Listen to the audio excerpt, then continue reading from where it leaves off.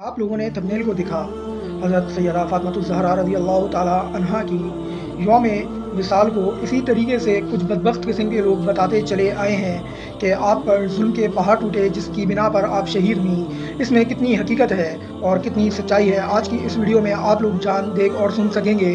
ناظرین، حضرت فاطمۃ الزہرا رضی اللہ تعالیٰ عنہا پر جو بدبخت قسم کے لوگ یہ الزام ہی میں کہوں گا ایک طرح کا لگاتے ہیں کہ آپ مظلومانہ شہید ہوئی، جبکہ ایسا کچھ بھی نہیں ہے، یہ سب کچھ من گھڑت ہے۔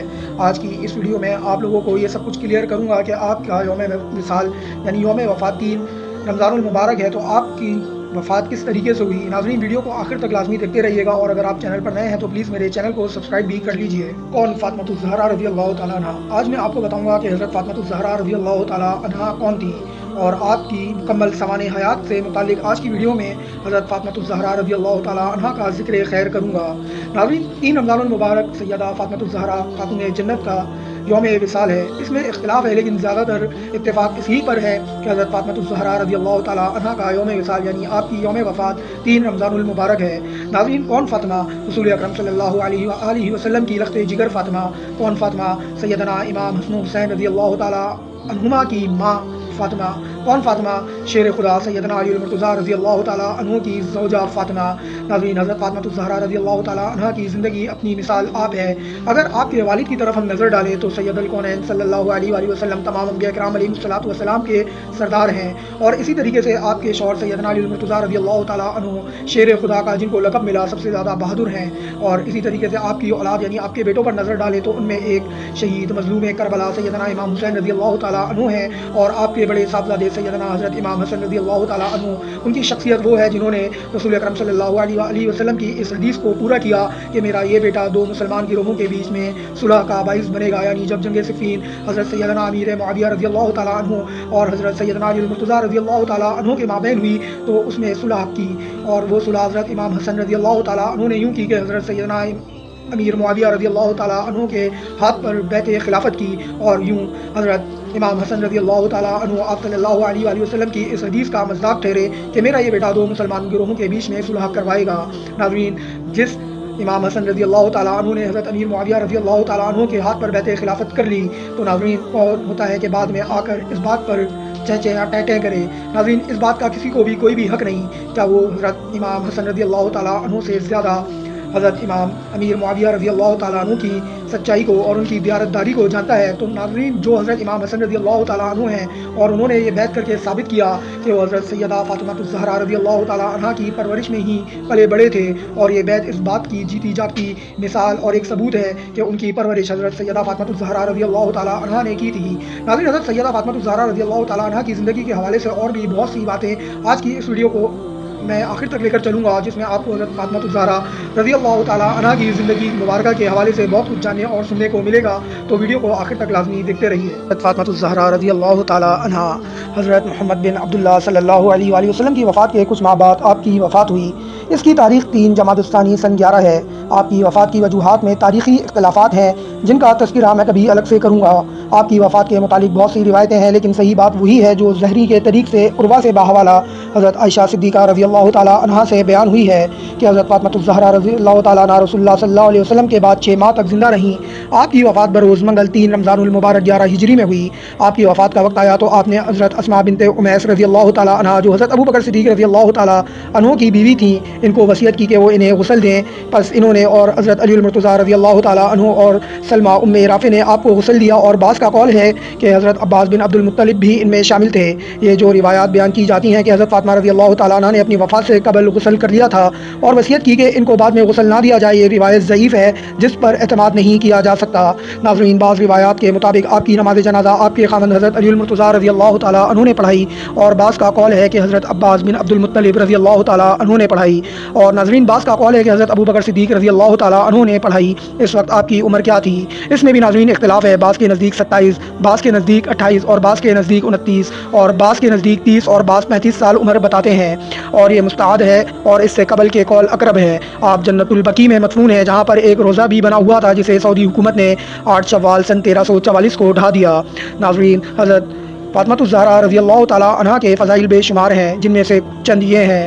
حضرت حذیفہ رضی اللہ تعالیٰ عنہ بیان کرتے ہیں کہ رسول اللہ صلی اللہ علیہ وسلم نے فرمایا کہ ایک فرشتہ جو اس رات سے پہلے کبھی زمین پر نہ اترا تھا، اس نے اپنے پروردگار سے اجازت مانگی کہ مجھے سلام کرنے حاضر ہو اور یہ خوشخبری دے کہ فاطمہ اہل جنت کی تمام عورتوں کی سردار ہیں، اور حضرت سیدنا حسن و حسین رضی اللہ عنہما جنت کے تمام نوجوانوں کے سردار ہیں۔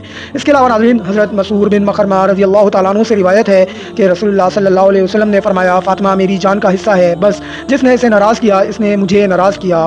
حضرت عبداللہ بن زبیر رضی اللہ تعالیٰ عنہ بیان فرماتے ہیں کہ رسول اکرم صلی اللہ علیہ وسلم نے فرمایا، بے شک فاطمہ میری جان کا حصہ ہے، اسے تکلیف دینے والی چیز مجھے تکلیف دیتی ہے اور اسے مشقت میں ڈالنے والا مجھے مشقت میں ڈالتا ہے۔ اسی طریقے سے ناظرین، حضرت ابو حنظلہ رضی اللہ تعالیٰ عنہ سے روایت ہے کہ رسول اللہ صلی اللہ علیہ وسلم نے فرمایا، بے شک فاطمہ میری جان کا حصہ ہے، جس نے اسے ستایا اس نے مجھے ستایا۔ حضور اکرم صلی اللہ علیہ وآلہ وسلم کے آزاد کردہ غلام حضرت ثوبان رضی اللہ تعالیٰ عنہ نے فرمایا کہ حضور اکرم صلی اللہ علیہ وسلم جب سفر کا ارادہ کرتے تو اپنے اہل و عیال میں سب کے بعد جس سے گفتگو فرما کر سفر پر روانہ ہوتے تو حضرت فاطمہ رضی اللہ تعالیٰ عنہ ہوتی ہیں، اور سفر سے واپسی پر سب سے پہلے جس کے پاس تشریف لاتے وہ بھی حضرت فاطمہ الزہرا رضی اللہ تعالیٰ عنہ ہوتی ہیں۔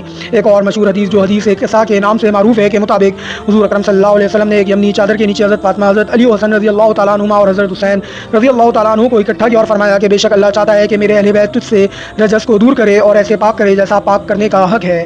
ناظرین، ایک بہت اہم مسئلہ باغ فدق کا ہے، اس کے حوالے سے بھی آج کی اس ویڈیو میں آپ کو بتاتا چلوں۔ ناظرین، فدق ایک باغ تھا جو جنگ خیبر کے وقت حضرت محمد بن عبداللہ صلی اللہ علیہ وسلم کو ہبہ کیا گیا، اور اس کے لیے مسلمانوں نے جنگ نہیں کی۔ شرعی لحاظ سے اسے مال فے میں شامل کیا جاتا ہے، یعنی ایسی جائیداد جس کے لیے مسلمانوں نے اونٹ اور گھوڑے نہیں دوڑائے اور نہ ہی جنگ کی۔ اہل سنت کے بعض اور اہل تشیع کے اکثر علماء اسے محمد صلی اللہ علیہ وسلم کی جائیداد مانتے ہیں، لیکن ابن تیمیہ رحمۃ اللہ علیہ نے اس سے انکار کیا ہے۔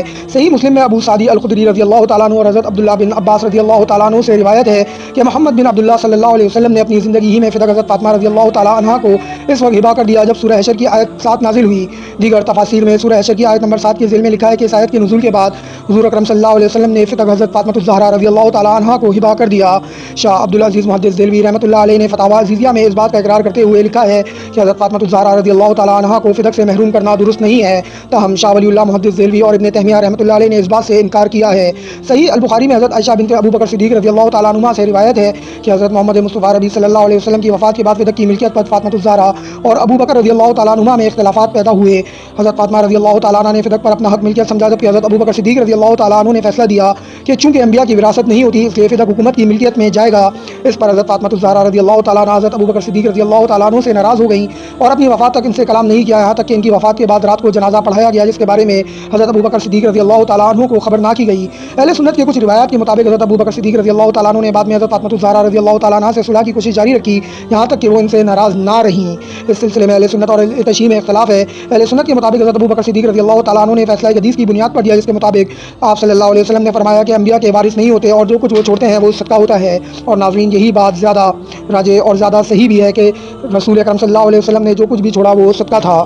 ناظرین، اس کے علاوہ اس کے برعکس جبکہ اہل تشیع کے مطابق یہ حدیث حضرت ابو بکر صدیق رضی اللہ تعالیٰ عنہ کے علاوہ کسی نے روایت نہیں کی اور یہ فیصلہ درست نہیں تھا، کیونکہ قرآن کی کچھ آیات میں انبیاء کی وراثت کا ذکر ہے۔ اہل سنت اور اہل تشیع میں اختلاف یہ بھی ہے کہ اہل سنت کے مطابق وفات فاطمہ تک اور ابو بکر سے ناراض نہ تھی اور صلح ہو چکی تھی، جبکہ اہل تشیع کے مطابق وفات تک ناراض تھیں اور انہوں نے وصیت کی تھی کہ وہ ان کے جنازے میں شریک نہ ہوں۔ ناظرین، یہ بات بالکل غلط ہے۔ بہقی کے مطابق صلح ہوئی، لیکن امام بخاری اور ابن ابی قتیبہ کے مطابق صلح نہ ہوئی اور فاطمہ رضی اللہ تعالیٰ عنہ نے تا زندگی ابو بکر و عمر سے کلام نہ کیا، جبکہ ابن قتیبہ کے مطابق صلح کی کوششوں کے دوران میں حضرت فاطمہ الزہرا رضی اللہ تعالیٰ عنہ نے ان دونوں سے مخاطب ہو کر کہا کہ میں تا زندگی نماز کے بعد تم دونوں پر بدعا کرتی رہوں گی۔ ناظرین، یہ بات انتہائی سراسر غلط ہے، اس کا کوئی بھی اصل نہیں ہے۔ یہ تمام روایات اہل تشیع ہی کے حوالوں سے ملتی ہیں، نہ کہ اہل سنت کے حوالوں سے۔ ناظرین، اہل تشیع کے حوالوں سے آپ کو زیادہ تر من گھڑت اور بے موضوع اور بیکار احادیث اور من گھڑت روایات ہی ملیں گی۔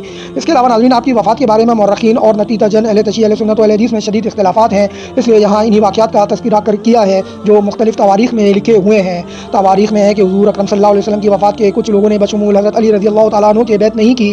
حضرت علی رضی اللہ تعالیٰ عنہ گوشہ نشین ہو گئے، اس پر حضرت عمر رضی اللہ تعالیٰ عنہ اور آگ لکڑیاں لے آئے اور کہا کہ گھر سے نکلو ورنہ ہم آگ لگا دیں گے۔ حضرت فاطمہ نے کہا اس گھر میں حضور اکرم صلی اللہ علیہ وسلم کے نواسے حسنین کریمین رضی اللہ تعالیٰ عنہ موجود ہیں، انہوں نے کہا ہونے دیں۔ حضرت علی رضی اللہ تعالیٰ عنہ کے باہر نہ آنے پر گھر کو آگ لگا دی گئی۔ ناظرین، یہ روایت بھی سراسر من گھڑت ہے۔ حضرت فاطمہ الزہرا رضی اللہ تعالیٰ عنہ دوڑ کر دروازے کے قریب آئیں اور کہا کہ ابھی تو میرے باپ کا کفن میلا ہوا، یہ تم کیا کر رہے ہو؟ اس پر ان پر دروازہ گرا دیا گیا۔ اسی ضرب سے حضرت فاطمہ رضی اللہ تعالیٰ عنہ شہید ہوئیں۔ جیسا کہ میں نے آپ کو ویڈیو کے شروع میں بتایا تھا کہ کچھ بدبخت قسم کے لوگ اس طرح کی من گھڑت روایات گھڑ کے حضرت فاطمہ الزہرا رضی اللہ تعالیٰ عنہ پر یہ بہتان لگاتے ہیں کہ آپ بالکل بھی جری نہیں تھیں۔ ناظرین، سوچنے والی بات ہے جس کی آپ زوجہ یعنی بیوی تھی حضرت علی المرتضیٰ رضی اللہ تعالیٰ عنہ. اگر ایسا کچھ ہوا ہوتا کیا شیر خدا رضی اللہ تعالیٰ عنہ ایسے موقع پر چپ رہتے؟ ہرگز نہیں رہتے. اور اس کے علاوہ ناظرین یہ بھی تاریخ میں بلکہ اہل تشیع کی کتابوں میں موجود ہے کہ حضرت فاطمہ الزہرا رضی اللہ تعالیٰ عنہ کے بطن سے پیدا ہونے والی حضرت ام کلثوم رضی اللہ تعالیٰ عنہ کا نکاح حضرت علی المرتضیٰ رضی اللہ تعالیٰ عنہ نے حضرت عمر بن خطاب رضی اللہ تعالیٰ عنہ سے کروایا تھا. تو ناظرین یہ بات سوچنے کی ہے کہ جہاں معاذ اللہ اس طرح کی دشمنی ہو تو کیا وہاں پر اپنی بیٹی دی جاتی ہے؟ نہیں دی جاتی ناظرین، ہرگز نہیں دی جاتی. تو یہ تمام واقعات من گھڑت ہیں، بلکہ اہل تشیع جھوٹ کے بعد خود اپنی ہی اس مسئلے میں پھنس گئے. اور انہی کی اکثر کتب میں یہ موجود ہے کہ حضرت ام کلثوم رضی اللہ تعالیٰ عنہ کا نکاح حضرت عمر فاروق رضی اللہ تعالیٰ عنہ سے ہوا جو حضرت فاطمہ الزہرا رضی اللہ تعالیٰ عنہ کے بطن سے تھیں. ناظرین امید کروں گا کہ حضرت فاطمہ الزہرا رضی اللہ تعالیٰ عنہ کی یوم وصال کے حوالے سے اور آپ کی زندگی کے حوالے سے ویڈیو آپ لوگوں کو پسند آئی ہوگی. اگر آپ کو اس میں کوئی بھی کلام ہے تو نیچے کمنٹ باکس میں فیڈ بیک لازمی دیجیے اور مجھ سے سوال کیجیے. آپ کا سوال دلائل پر مبنی ہوگا تو انشاءاللہ میں دلائل ہی کے ریفرنسز سے آپ کو اس بات کا جواب ضرور دوں گا. امید ہے یہ ویڈیو آپ لوگوں کو پسند آئی ہوگی. انشاءاللہ جلد ایک اور نئی ویڈیو کے ساتھ حاضر ہوں گا. اللہ حافظ.